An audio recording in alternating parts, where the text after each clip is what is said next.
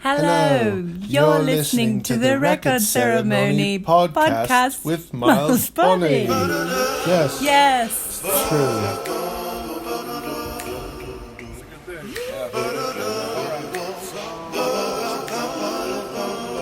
Turn it up. So basically, it's going to be on my radio show, and then I'm also going to start a podcast. Nice. And I've interviewed quite a few people, but I like Joseph Lamberg. Oh, yeah. I like that dude. Yeah, I got to call him back because. Yeah. Anyway, it's just people like that. I play trumpet, so I was going to make it more trumpet-based. Oh, nice. But now I'm like, I'm just going to interview whoever I think is interesting. Come on, whoever's bringing the vibe. All right. But yeah, I love him though. Yeah, he's a cool dude. All right. So we're here live, and we're at Meow Wolf. And would you like to introduce yourself at all? My name is Brandon Coleman, and I'm a part of the West Coast Get Down with Kamasi Washington and the rest of the fellas and the rest of the crew. Awesome, man.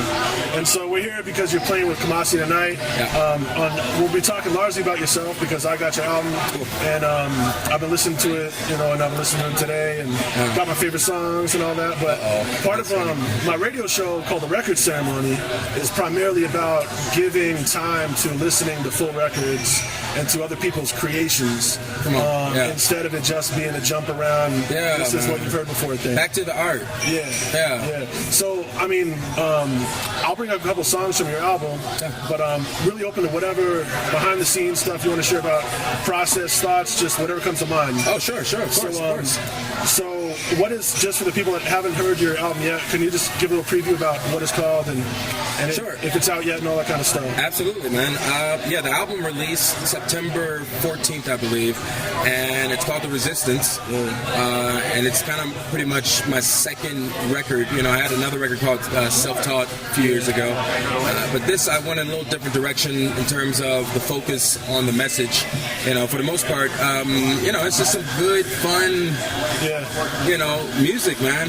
That I wanted to sing on a vocoder. I was curious about that too. Yeah. So because I've tried some stuff, but I haven't tried the vocoder stuff. That is the vocoder then. What you're using on it. Yes. All right. Yes. And so on your previous release, had you used that as consistently as you did on this release? I did, but it's just the way that I did it. I felt like I did it more. This is a different album, and the melodies, everything was different. I felt like this record, I had a message that I wanted to kind of convey, which was love, and to kind of like resist those things that people say we can't do, Yeah, it's a super upbeat album, but also listening back, it's got a lot of different sorts of percussion structures and timing. Yeah, of course. And then actually the song Resistance is one of my favorites, and that's kind of almost, I wouldn't call it a ballad, but it's the most chill song in there. I don't know if there's anything you want to share about that song. Man, that song essentially it set off the whole, I don't want to say movement, but it just set off the record. That was one of the first songs I wrote on the record. And and I put that song in there in particular because, man, I just wanted people to kind of have a somber moment when listening to it. Essentially, I look at this record as more of like a portrait. This is my photo album. This is my artwork. For a period of time, or like for all of you, or how do you view it like that? No, just in general. Yeah, okay. Just for me in particular. All right, this is what I have to say to the world, and this is the way I want to present it. It's got a lot of good vibes, man, and what I like too is not only using the vocoder, but you got strings on there. It sounds like in some form. Definitely. I love the live instrumentation. Yeah. And I arrange a lot of my stuff, so I believe it. all of my stuff for the most part. Yeah. But and I love arranging too. So I had to write some stuff that I can arrange to that I would really want to put some stuff on. So I use primarily violins for a lot of the. And was that live violin or was it? Yeah. I used Cats. Yeah, that's awesome, dude. Yeah, man. That's always an exciting thing to bring in, I imagine. Oh man, I love that day. Yeah, man. So, all right, the other song that I thought, I liked a lot of the songs. Yeah. I like Addiction and stuff. And I was like, I wonder exactly what that's about. But I was really giving that enough. But there's another one. Man, essentially, Addiction was just I wrote that with a good friend of mine, Shira, and man, she just kind of had some lyrics that she was kind of toying around with. she kept saying addiction. And I just kind of started thinking, I was just like, what am I going to write about? Like, I was like, and I kind of like this thing about addiction because nobody ever really writes about addiction and like how everybody's addicted to everybody's addicted to something. You know what I mean?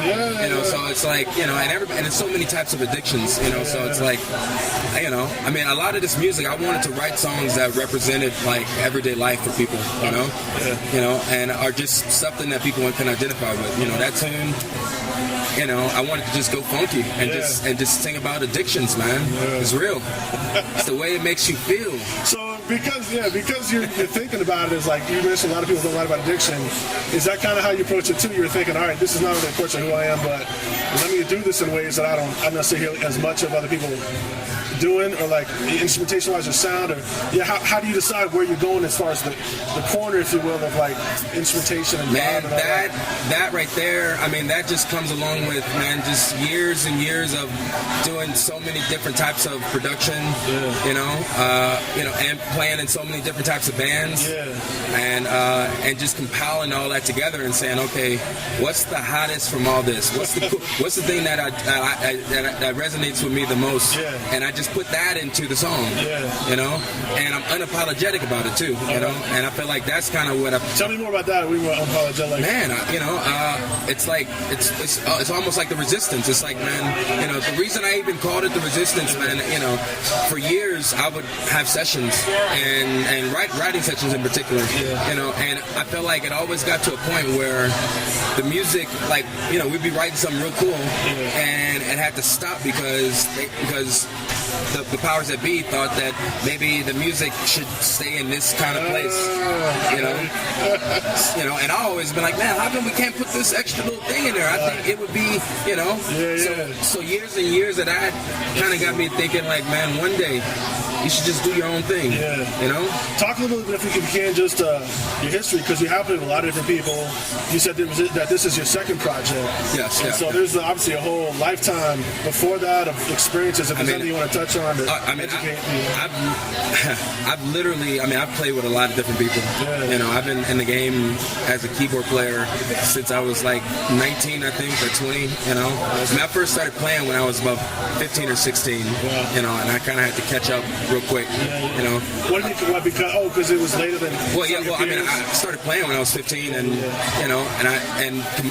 all the guys I hung out with, Kamasi and all these guys, Ronald, Steven, Thundercat, these guys were all monsters, when they were 15, and I was just starting, so I had to like literally catch up to where they were at, So I think by 19, I got my first gig with Brian McKnight, and then I started playing with David Foster for some gig, and then I just kept expanding and getting bigger and bigger gigs and bigger stuff, So I've had a nice career as a professional musician the last 20 years. Primarily keyboard? Primarily keyboard and producing. I've scored some films. I've done quite a lot, man. Whatever I can. I'm a pretty creative person, man. So whatever I can kind of like get into, I'm kind of getting into. Well, that's interesting too, because if you started out at a period where you were kind of already at such a high professional level in the business already, it would make more sense to me also why you run into those limitations so quick, because you're already in that space where people pay so much attention to everything. Yes, right? Man. Yes, especially nowadays, man. No, of course. It's getting more so maybe. I don't know, man. It's weird. It's a weird paradigm we're living in, Maybe, Because like 20 years ago, I feel like if I had to try to put this record out, I don't know if it would be as accepted as it is now, Because we've literally been like performing this music and playing this way and kind of spreading this message of music and love the way we've been doing it for 20 years. Wow. So now, as a music fan, I was gonna say now people are awakened, just in general, and that's just kind of the state of everybody's consciousness. Everybody's just like a little bit more elevated, just because of political stuff, So it's like it's a different, we live in a different time, So I felt like, man, I just wanted to create some music that reflected that, like Marvin Gaye, when he wrote "What's Going On," or John Lennon with I can't think of a bunch of stuff. But yeah, just in general, you know, so.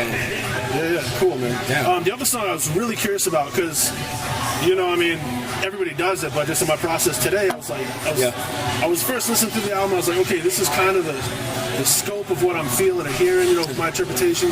And then I was like, okay, and then I started to pay attention, like, all right, what are my things, you know. And then the other track that really jumped out at me as being, like, super dynamic, and I just loved, was Giant Feelings. So, to me, I mean, granted, I have a lot more to soak in because you know the album better than I do, but Resistance was like one side, and then I felt like Giant Feelings was like this other just amazing combination that kind of had its own similarly like intelligent, arranged, like timed flow. You know what I mean? Whereas a lot of the tracks are kind of like jam and like some disco kind of stuff, and I don't like genre stuff. But I was like, what is it about this track too? Because I don't know if that was just me, or whether it came at a different point in time. Or no. That was very deliberate. It's a very deliberate arrangement. It's a very deliberate thing. You know, I come from South Central, born and raised, man. So, you know, I don't know. I wanted to like write something that reflected that and reflected kind of where I grew up, you know, and how I grew up, you know. But at the same time, you know, it's interesting, man, because I didn't grow up with hip hop. I didn't grow up listening to rap, listening to any hip hop. I grew up listening to jazz and like film scores and like a lot of old school like music. You know, my mom and my dad listened to like old school station. My brother would listen to all the jazz stuff. So, and anytime I tried to listen to any hip hop or any like anything related, it wasn't allowed. So that kind of forced me to like. I mean, I don't know. I mean, and that's the funny part. It's like, man, you know, throughout my life, I've been listening to that music. So when I started playing at 15, it just kind of came out naturally, man. All these colors and all this stuff. It was like I knew it. You know, so Giant Feelings, man. I was in New York. Man, rehearsing with Alicia Keys for a tour for Set the World on Fire tour. I was a keyboard player for a tour, and I was just walking around the streets of New York, just kind of like, I don't know, just feeling giant feelings. Just feeling like some really serious, you know, and I just wanted to write some song about some love, man. You know? So that's awesome, man. That's where the song kind of came out. You know, and I wrote it for the West Coast Get Down Band, in particular. So that's cool. Also, some of the, I guess, synth kind of bassline stuff, I was like, that sounds like, I don't know the instrument, but it sounds familiar. It sounds like a little bit like, I wonder if that's the same kind of sound that's used on the beginning of the Kendrick album. Maybe. It's all good, the butterfly. I mean, but I was just like, because I'm trying to learn about synths. You know what I mean? Man, that is, for the most part, that's a Moog liberation. And I was very deliberate on not really having any bass players on the record. You know? I was, you know, when you could easily have a lot of bass players. Anybody. You know, I kind of wanted to show people, you know, I mean, originally I didn't have any guitar or bass, and then I think once we started mixing, I was like, it might be kind of cool that, you know, because people were just asking, you know, and I was like, it might be kind of cool, you know, to have you on here or something. So I kind of started putting stuff on there, but for the most part, man, I don't know, man. Well, I mean, I could allow for me to guess. If you've been all these years working with all these other people, you know, obviously you're a great player to get those positions, but they also have their opinions. If you're finally like, I'm gonna do me, and you're like, I'm gonna do me, maybe, you know. It was hard, man, because it's like trying to play like a bass player. I mean, I feel like I'm a bass player at heart, man. You know, so it came natural, but you know, I mean, but it's just, you know, when you're creating something that hasn't been done yet, it's kind of hard to hear how exactly it's supposed to feel. So that was like, it was definitely difficult to play. But I think once we got it, it was like, you know, I mean, honestly, I did that because I got tired of like, you know, singers turning around, you know, and this would happen a lot with me. I mean, just in general.